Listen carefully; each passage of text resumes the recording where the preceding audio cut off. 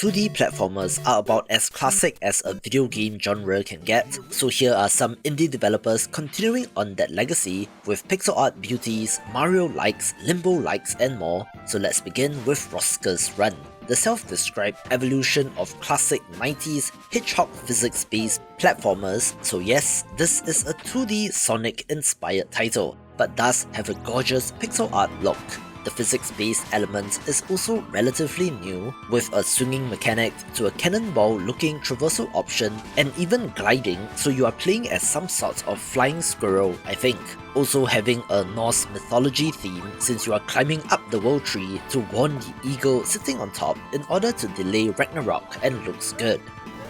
There is still no release date for Rog Roll, but the developer is actively posting on Twitter and sharing some fun-looking mini-games for this 2.5D platformer, in which you play as a tiny Goomba-looking monster on a quest to save his fellow minions. I think that this game looks awesome since I do like the pixel art, but with the 2.5D perspective, with the 3D objects adding to the presentation. Some parts of the game shown off so far does remind me of Mega Man, but of course there's no Mega Buster here, replacing that with a rolling ability which can unlock hidden paths and uncover secrets.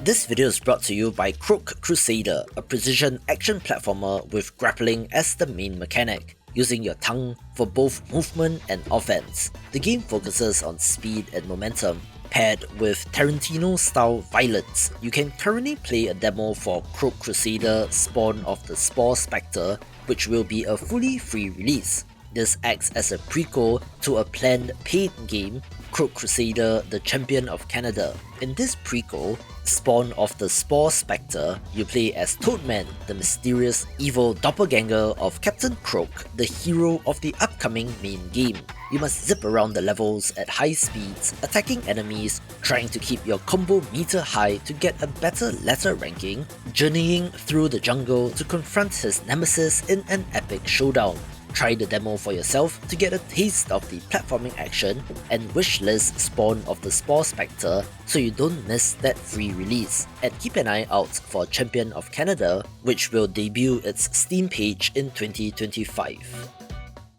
Here's a sleek looking entry in Seafrog, effectively a 2D skateboarding game in which you are grinding on rails and skating on ramps, but your board of choice is a rocket powered wrench for some reason. Just don't think too hard about the physics. It is framed as being set on various ships in which you are making your way through, collecting golden barnacles, overcoming platforming challenges, and jumping on the heads of enemies. There is a simple trick system in this game with combos to build up and various boosts to activate, where you do need to collect fuel as well to keep the wrench going. I believe your objective in each level is to fix said ship, so the theme makes sense, also giving you the ability to mod and upgrade your wrench, although over-tuning it does result in negative consequences. The movement and locomotion here looks awesome, with a fantastic visual style as well, and I do love it when levels are designed specifically with the movement in mind. I was recently exposed to a mind virus, so my brain goes Buster is the only way to pronounce this title, being a hand-drawn arcade action platformer about sorting out bombs before they explode. Of course, from the art style, this does resemble Pizza Tower, and people do love that early 2000s look, where your objective is to sort and contain the bombs by colour while navigating the various traps and hazards in each level. Each stage has 3 acts which expands upon the main gimmick of that level, so the stages themselves are not static and you need to learn and adapt, and looks like quite the challenge. We have some puzzle platformers in this list as well, but I have chosen those with more of an action slant instead of those in which you can take your time, since I would consider those to be more of a puzzle game, in which Bionic Bay is a sleek looking one of these, where you play as a scientist attempting to escape an ancient biomechanical world. You have use of a teleportation device which allows you to swap positions with another object, and what seems to be new since we last took a look is the ability to rotate the level to affect gravity as well. There are plenty of hazards in this game, from lasers to missiles, so you need to outwit those as well. And also new since we last took a look is competitive multiplayer racing support, which I was not expecting, turning this into more of a speedrunners style game. And the news is that this has a release date in March, so you will get to play soon.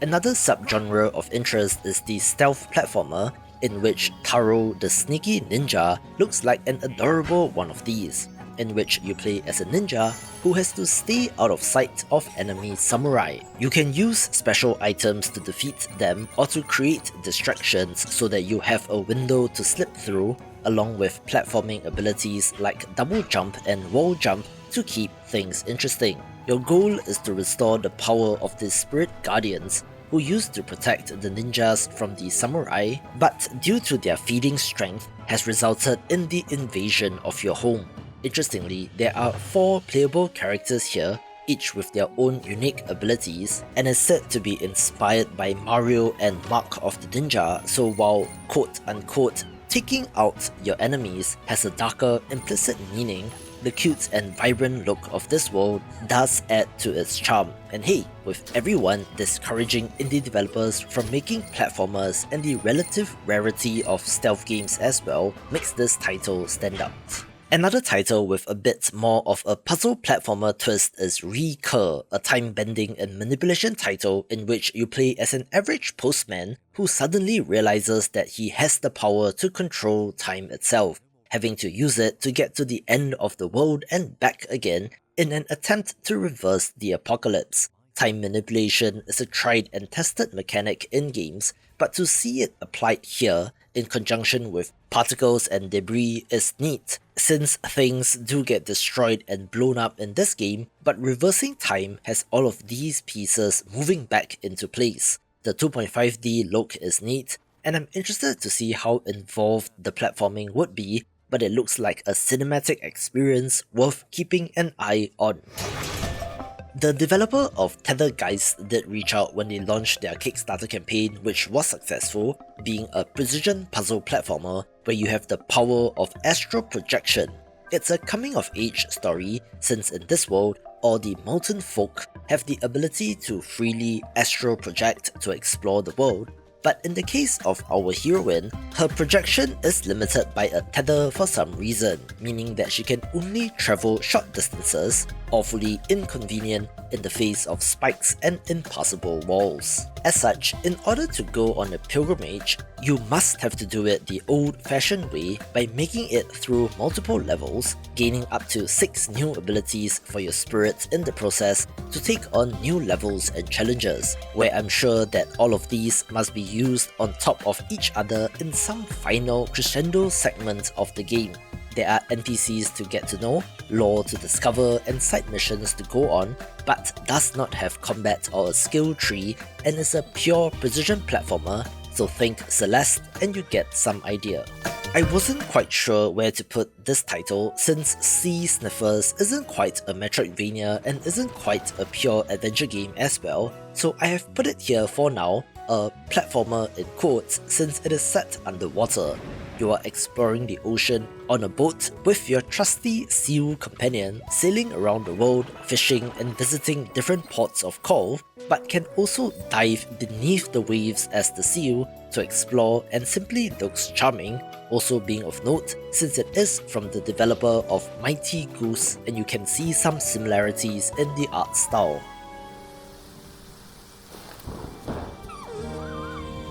A limbo-like side-scrolling cinematic platformer is Deer Inn, which, side note, there are a lot of emotional side-scrollers starring deer for some reason, but this follows 2 characters as they make their way across the world. The boy is a runaway who decides to get away from his family after a tragic event, and from the trailer, the little fawn's mum appears to have died as well, so cue the tears already. Like Neva from last year, your animal companion will grow over time and become a protective companion to the boy, having puzzle elements as they avoid enemies that they encounter, and does look very well made. Quick disclosure here, since Leilani's island might be considered to be vaporware by some people, having been in development for more than 7 years, where I found a Reddit post which directed me to their 4-year-old video on their YouTube channel that has a comment from the developer from 2024 that says he is still working on this game in between other full-time work and responsibilities, so I don't think we should write it off just yet, since I hope it makes it to release someday since it looks awesome. Of course, from the sound effects as well as the little and big version of Leilani after she gets a flower, this is very Mario inspired, but does add in a rolling mechanic to the game. Not only are you able to curl into a ball to smash into blocks, enter pipes or to bounce off environmental objects, you can also turn enemies into balls and roll them to your advantage, having that sweet pixel art but with physics which I don't think was possible on older technology and simply looks great. I'm not the biggest fan of claymation or stop motion animation, but yet there's something oddly compelling to Bowlbo the Quest for Bing Bing to me, in which a witch has captured your dog Bing Bing and you must go on a quest to save it. It is set in a place known as the Nightmare Realm, so there's certainly some horrors in this game, with the 2.5D look not exactly looking beautiful here, but there is a cohesive style to the game and looks weird but interesting. Here's a throwback for OG indie game fans, since the original Dino Run was a Flash game released in 2008, with the DX version coming to Steam in 2015, with Dino Run 2 being the title of interest here. This is a runner-type platformer in which you had to run to the right to escape extinction, adding a multiplayer version as well to see who is able to outrun the hazards. In concept, this sequel is similar, in which you are outrunning a pyroclastic wall of doom, but does have a sandbox creation mode as well as dynamic generation of terrain to provide something fresh in every playthrough. According to the developers, the sequel has a larger variety of playable dinos, more eras of time to run through, more customization options, and improved physics, graphics, and audio. And hey, what can I say? I do love my dinos and pixel art, so this is a no-brainer.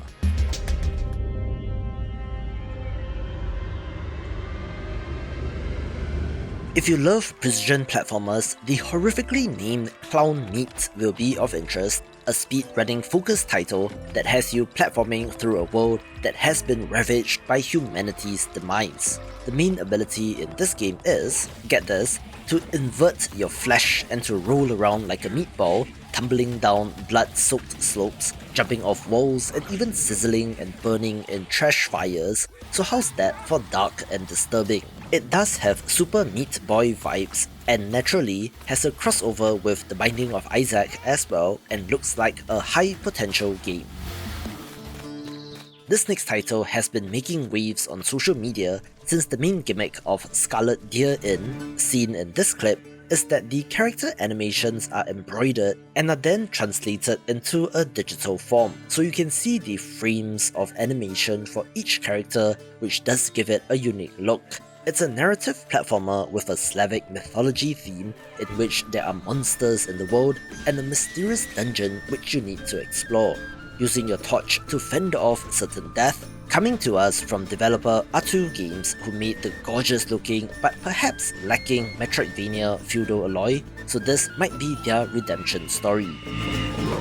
This next title has quite the amount of hype as well, in which Double Shake has interesting inspiration, drawing upon the 5th generation titles like Mischief Makers, Klonoa, and Tomba, which you don't see every day in indie games. As such, it's a PS1 or N64 inspired title, but does not go to some of the low visual fidelity extremes as other indie games taking inspiration from this period. It follows the story of our heroine Lone, who has to investigate and confront the chaos that is threatening to destroy her peaceful island. The platforming looks great, being built around grab and shake mechanics as suggested by the title, and certainly has my attention.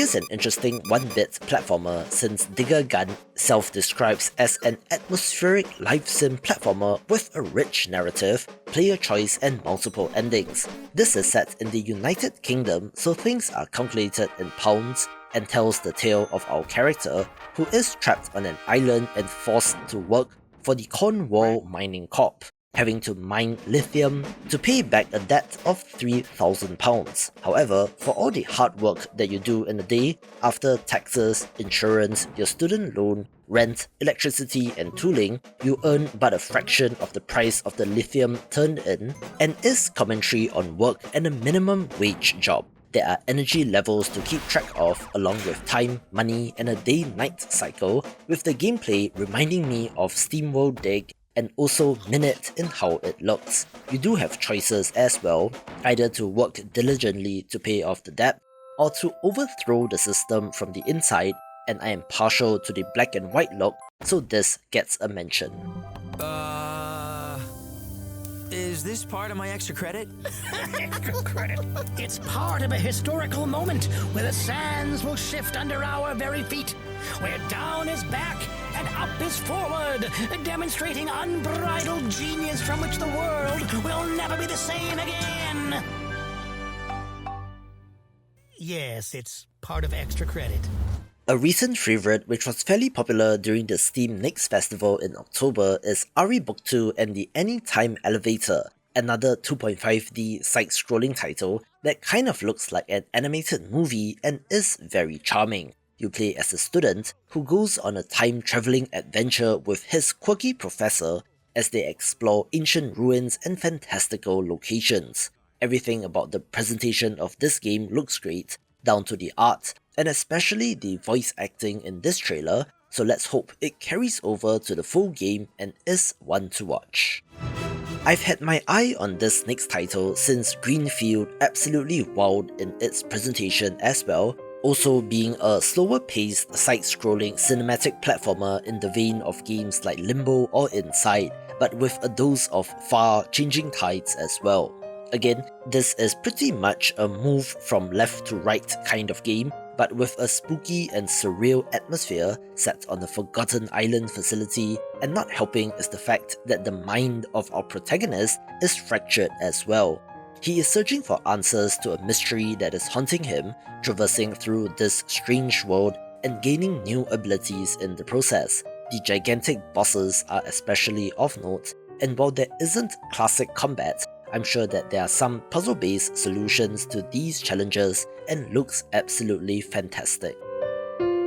Speaking of fantastic looking games, Croak will be of note, a precision platformer in which you play as a frog, with the ability to use your sticky tongue to grapple to surfaces, but can also bounce off surfaces and to push or pull blocks while having to avoid spikes and pits as well. You are in fact a prince that has been cursed and turned into a frog, having to platform his way through the levels in an attempt to break the curse. The platforming looks great, with some tricky timing sections shown off in this trailer, as well as boss fights against some interesting looking creatures like a fox and a beaver on wheels, and in case you were wondering why it looks this good, some of the team worked on Cuphead and Rick and Morty, so the animation chops are certainly there. Alright, this next title has been so long in development that when they finally signed with a publisher, 2024 looked pretty firm for The Siege and the Sandfox, but alas, it was changed to 2025, so maybe I'm giving it a 70% chance of being released this year. This game self-describes as a Stealthvania title, which I have previously put in my upcoming Metroidvania series, but like Taro the Sneaky Ninja covered earlier, I wanted to group these stealth platformers together in one video, so here it is. Due to the setting, there is a bit of an old school Prince of Persia vibe to this game, in which you play as the legendary Sand Fox, delving into a majestic palace and the ancient prisons beneath, which are hiding an even greater sand-born evil below, with the focus on stealth being the most unique parts of this, along with fantastic pixel art and lighting. Similarly, another title which I had in my Metroidvania list is Everdeep Aurora, but after speaking with the publisher at an event, I realized that it does not have combat, so I've decided to shift it here, being a free-form exploration digging title in which our feline protagonist is searching for her missing mother. To do so, you are digging deeper and deeper into the ever-deep, encountering a cast of strange characters, and while it might have some creepy vibes, this is by no means a horror game. You will get special equipment and upgrades that enable you to dig further down, and if you do literally dig yourself into a hole which you cannot jump out of, there is of course a recovery mechanism to get back to a safe spot, where I'm personally watching out for a release date since it looks cool. Last seen in my video on the best upcoming pixel art games, I do have to give Vikings on Trampolines a mention as well, the next title from the developer of Owl Boy, but it's a very different kind of game, since levels have trampolines in them and you have to bounce and brawl to stay in the air. As such, it's platforming insofar as constantly jumping while the level moves instead of you, and looks intriguing because of that. Of course, the pixel art is on point and looks fantastic, as is the specialty of this developer, with there being an intriguing backstory as well, since the idea for this game first came to the developer when he was 14, so something like 23 years ago if my math is correct, with a 2025 release being fairly likely in my opinion. Is so twisted, no hero could ever save it.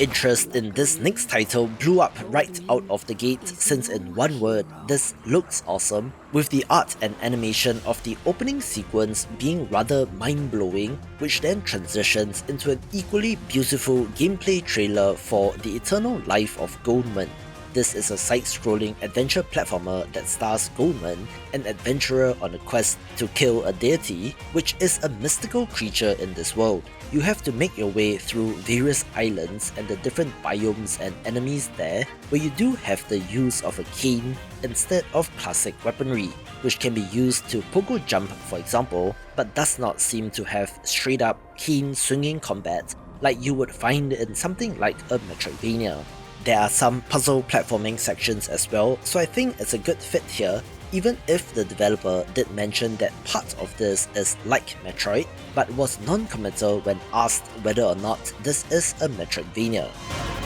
Of course, if you are interested in precision platformers, the game to watch right now is Windswept, which is inspired by the original Donkey Kong Country, starring a duck and turtle duo who must work together to get home. This is a pure precision platformer that focuses on just that, having you master the locomotion and controls, and will be appealing to speed runners. Some of the footage that the developer has shown off on Twitter reveal absolutely crazy platforming challenges, with ways to break the game, such as skipping getting the turtle, so there's plenty to love here for fans of the genre. Watch this video for upcoming 3D platformers instead.